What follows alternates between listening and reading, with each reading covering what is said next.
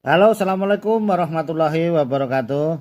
Waalaikumsalam warahmatullahi wabarakatuh. Oh ya, terima kasih bapak-bapak sekalian sudah menerima undangan kami untuk acara bincang-bincang. Oh itu. Jadi bincang-bincangnya waktu luang aja, waktu slow kalau dibikin bincang malam itu kan ya kadang lupa ngantuk ya mas. Gitu. Ya itu.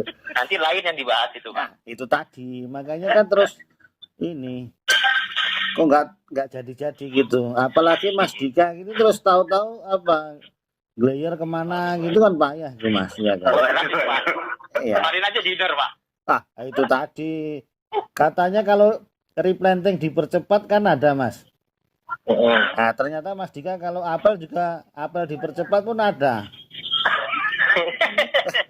Harusnya Sabtu jadi Jumat Mas katanya gitu. Oh, emang gitu, Pak. Iya. Sabar.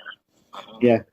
Jadi bapak-bapak sekalian, kami perkenalkan narasumber kita kali ini. Ya, saya sebagai moderator. Yang dengar suaranya ini biar tahu nama saya Agus Susanto. Kemudian yang kami perkenalkan narasumber yang pertama Mas Agus Eko Prastyo MSI. Halo, selamat pagi Mas. Pagi, Pak. Iya. Pagi, Pak. Iya. Nanti beliau ini kita tanya-tanya samalah nanti tentang pandemi penyakit di kelapa sawit.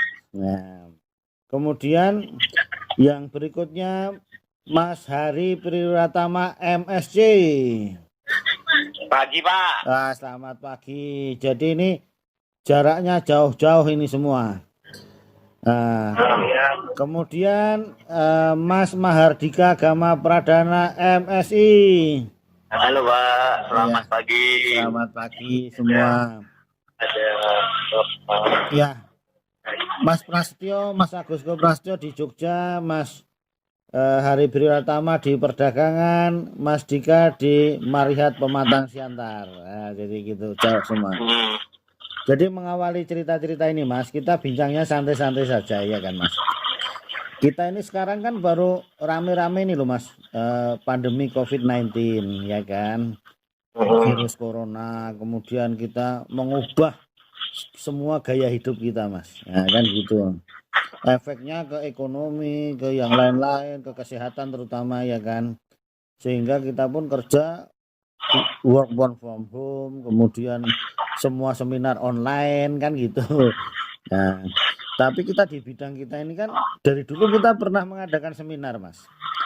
Nah, dulu kan selalu gini, awareness terhadap penyakit di luar negeri di kelapa sawit, ya kan Mas. Nah, kelapa sawit kan seperti kita ketahui berasal dari Afrika, ada yang berasal dari Amerika Latin, yang Olivera dari Amerika Latin, yang Guinensis dari Afrika. Dan selama ini nampaknya ini kan Mas, penyakitnya itu kan masing-masing Mas? Yang berbahaya itu berbeda-beda gitu. Nah, kan gitu. Ini mungkin saya awali dari saya dulu mungkin. Untuk di Asia Tenggara yang wajib yang destruktif gitu, itu kan penyakit busuk batang Ganoderma. Serangannya begitu luas, kerugiannya payah. Nah ini kan untuk yang di daerah-daerah sono juga yang di Afrika maupun Amerika Latin kan takut juga terhadap Ganoderma Mas. Iya, jadi kan kita awali dari untuk Mas Agus Eko Prastyo bagaimana penyakit utama yang ada di Afrika dan peluangnya untuk menyebar ke seluruh dunia. Monggo Mas Pras. Ya, itu. Ya, terima kasih Pak Agus. Saya Agus juga ini. Ya, jangan dipakai itulah namanya Mas Ganti Prastyo. Iya. Ini kalau kita lihat untuk kasus Ganoderma kalau di negara asalnya sendiri di Afrika itu malah justru kecil gitu. Ada di sana beberapa jenis Ganoderma yang dilaporkan untuk tanaman kelapa sawit, tapi tidak seganas yang di Indonesia atau di Malaysia atau di Asia Tenggara lah, kira-kira seperti itu. Nah, yang penyakit utama di sana justru ada jenis jamur yang lain atau fungi yang lain, itu ada Fusarium oxysporum, Pak. Oh iya. Spesies Aedes. Yeah. Jadi itu penyebab penyakit layu kelapa sawit, atau lebih dikenal penyakit layu Fusarium, kira-kira seperti itu. Fusarium wilt gitu kan, Mas? Ya, Fusarium wilt. Nah itu, terus yang kedua itu ada Phytoplasma, ada kelompok bakteri yang ukurannya paling kecil, itu juga lethal yellowing namanya. Iya. Mas, itu gejalanya kan menguning gitu kan, Mas? Dan ya, itu kalau seberapa dahsyat di Afrika itu kira-kira? Nah, kalau layu Fusarium ini dikenal penyakit paling yang paling merusak lah di Afrika. Nah, kalau gejalanya kita lihat dia layu mendadak. Kalau di tanaman-tanaman kita di Indonesia pun kita sering mengenal layu Fusarium pada tanaman Solanaceae gitu kan. Itu tiba-tiba menguning kemudian layu seperti itu. Nah, karena mekanisme kerjanya itu kan si jamurnya itu hidup di jaringan xilem. Jaringan xilem, sehingga transfer air ke dari tanah ke daun itu menjadi terhambat, sehingga tanaman akan mengalami kering gitu. Iya. Mas, itu penularannya kalau kemungkinan ke luar Afrika sampai Asia Tenggara tuh kan katanya sudah sampai Amerika Latin juga, gimana itu, Mas? Ya, sangat besar sebetulnya, karena kan dia kan kalau jamur itu kan bisa potensi menularnya kan lebih besar melalui sporanya atau conidia. Nah itu bisa terbawa oleh benih, terbawa oleh bibit, atau kadang-kadang di Indonesia sendiri juga masih ada juga yang melakukan impor polen, Pak. Nah itu polen kan bisa jadi pemulihan tanaman itu masih juga mengintroduksi dari sana. Nah ini juga karantina kita harus hati-hati untuk menangkal itu. Jadi berarti memang kalau di cerita itu, Pak, untuk kita kan di Indonesia juga punya peraturan Mentan, Pak. Yeah. Ada nomor 31 tahun 2018 kalau nggak salah, revisi kedua. Nah itu juga Fusarium itu menempati yang pertama sebetulnya. Itu berarti masih A1 kan, Mas? Golongan A1 kalau dari luar negeri. Nah kalau di Indonesia sendiri antar pulau A2 namanya. Oh ya. Hanya sedikit sebetulnya yang tercantum di karantina. Padahal sebetulnya kalau dilihat dari berbagai macam jenis penyakitnya sendiri yang di Afrika maupun di Amerika Latin yang Bapak sebutkan tadi, itu agak banyak juga. Hanya memang penyebab penyakitnya itu sampai sekarang banyak yang belum diketahui gitu. Apa sih penyebab patogen utamanya? Jadi yang baru dikenal itu ada Fusarium oxysporum, forma spesies yang Aedes tadi, terus kemudian ada Phytoplasma sendiri, terus ada juga yang dari golongan nematoda, ada Bursa Belensus coccopilus atau kalau dulu Ragina Belensus coccopilus. Ya. Mas, itu ngomong-ngomong, menurut laporan kan juga Fusarium wilt itu kan sudah sampai Amerika Latin juga loh itu, Mas. Iya. Ya, katanya terbawa oleh polen loh katanya. Itu apa saya baca-baca itu. Iya, karena kan sifat apalagi nggak hanya polen, mungkin juga ya benih juga bisa kan, Pak. Benih, dan lain sebagainya, itu peluangnya justru lebih besar. Ya, dan di Afrika, Mas, itu ya pernah ikut seminar, itu kan juga tanaman-tanaman sawit itu punya respon yang berbeda-beda juga terhadap Fusarium wilt. Makanya ada yang mencari tanaman tahan itu. Ya, mungkin sama seperti yang di tempat kita yang Ganoderma gitu kan, juga masing-masing karakter tanaman kelapa sawit plasma nuva kita kan memberikan respon juga berbeda-beda gitu. Iya, oke Mas Pras, kita beralih dulu ke Mas Wira yang sudah sama sampean juga dulu pernah sampai Amerika Latin, Kolombia. Hehehe. Ya kan Mas Wira? Iya Pak. Nah, itu kan kalau di sana apa penyakit ini ya Mas? Penyakit utamanya yang di Amerika Tengah maupun Amerika Latin dan bahayanya kalau menular gitu Mas. Oke, silakan Mas. Banyak Pak. Yang Jadi kalau penting-penting. untuk saat ini Amerika Latin memang banyak sekali penyakit utamanya yang menyerang kelapa sawit. Yang ada di ranking pertama itu saat ini adalah batrot. Batrot yang disebutkan oleh Phytophthora. Batrot, ya. Ya. Kemudian yang kedua itu ada tadi sudah disebutkan Mas Pras, red ring disease yang disebabkan oleh nematoda. Radina penus ya. Kemudian ada yang ketiga ada sperot. Sperot itu di Amerika Latin yang bagian selatannya. Nah, kemudian ada tahun 2013 kemarin ya, itu Ganoderma sudah masuk ke sana Pak. Oh iya, ngeri juga berarti ini. Mulai dilaporkan gitu. Jadi luar biasa lah kalau di Amerika Latin ini penyakitnya. Iya.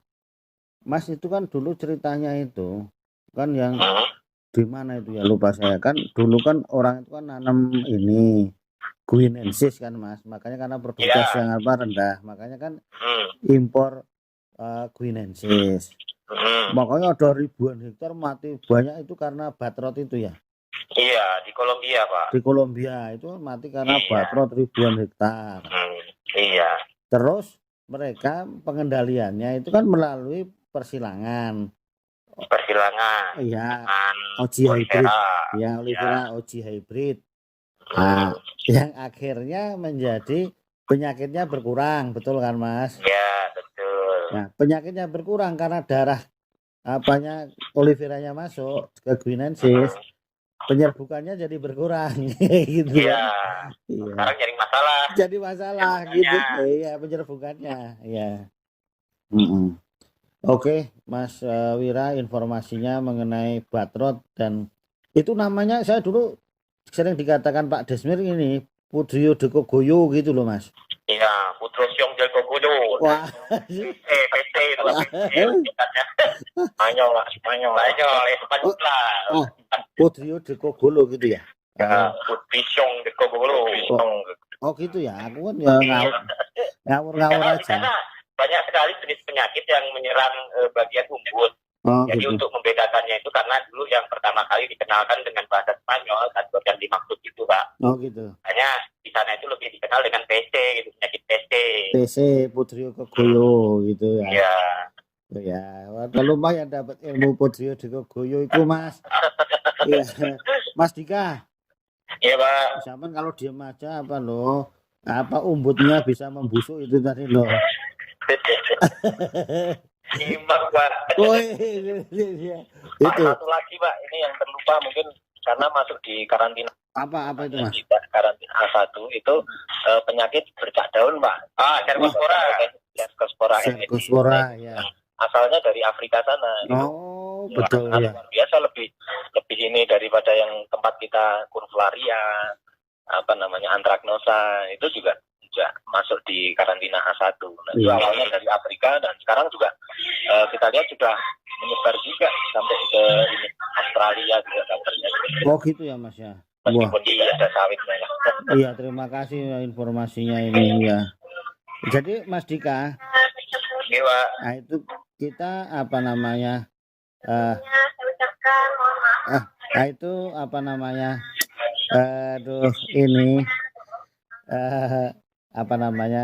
dulu sejarah kita penyakit endemik pandemi ini kan Mas, saya teringat sejarah Amerika itu loh yang potato leaf blight itu gimana Mas Dika, pernah cerita itu biar bisa mengglobal ke seluruh dunia itu. Halo Mas. Dari Eropa itu ya Pak ya, dari Irlandia ya Pak ya. Iya, dari Irlandia itu penyakit kentang itu ya kan. Iya Pak. Halo. Iya, halo Mas Dika. Lanjut Mas. Dilanjutkan itu nggih.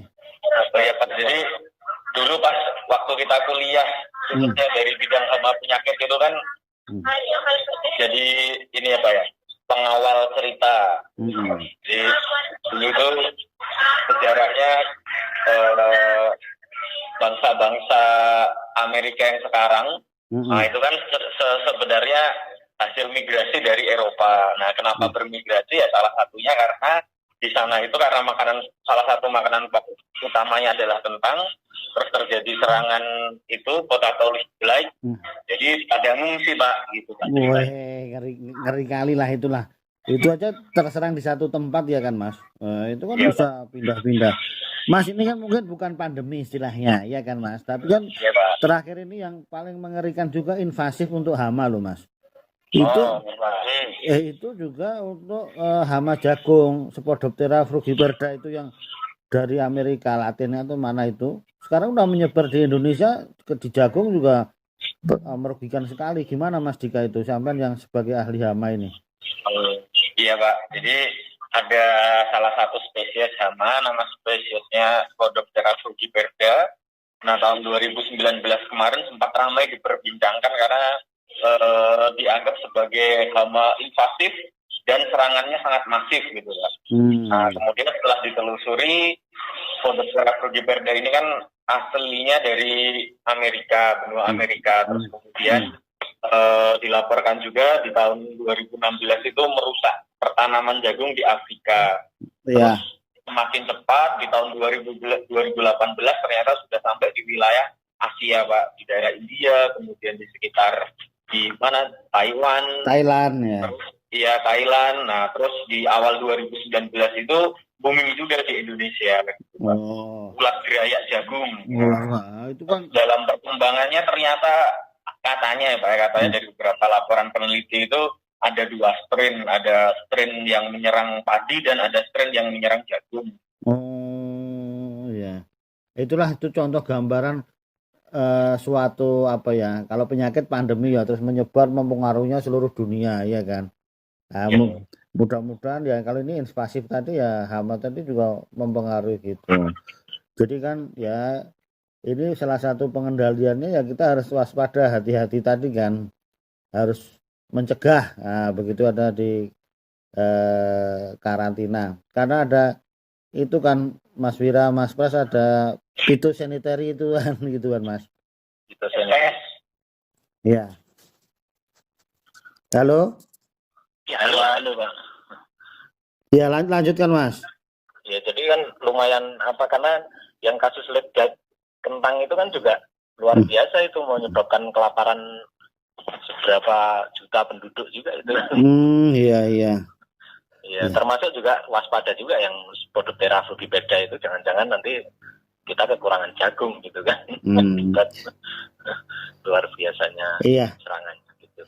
Oke, terima kasih Bapak Ibu sekalian. Nah, jadi ini pembahasan mengenai kemungkinan pandemi di tanaman kelapa sawit. Sebenarnya ada penyakit di Afrika sana yang berbahaya, di Asia Tenggara juga dominannya berbeda, ada Ganoderma, di Amerika Latin ada, di dekat ini Oceania juga ada Mas, dulu yang dari Papua Nugini ya kan. Nah gitu. Iya, itu plasma itu. Iya, itu mudah-mudahan ya tidak menjadi pandemi gitulah. Nah, ini harapan kita semua tetap aman kelapa sawit kita. Terima kasih Bapak-bapak sekalian sudah bergabung dalam acara bincang-bincang kita pada hari ini. Nanti lain waktu kita bincang-bincang dengan topik yang lain ya Bapak-bapak sekalian. Ya. Terima kasih atas partisipasinya. Assalamualaikum warahmatullahi wabarakatuh. Waalaikumsalam warahmatullahi wabarakatuh.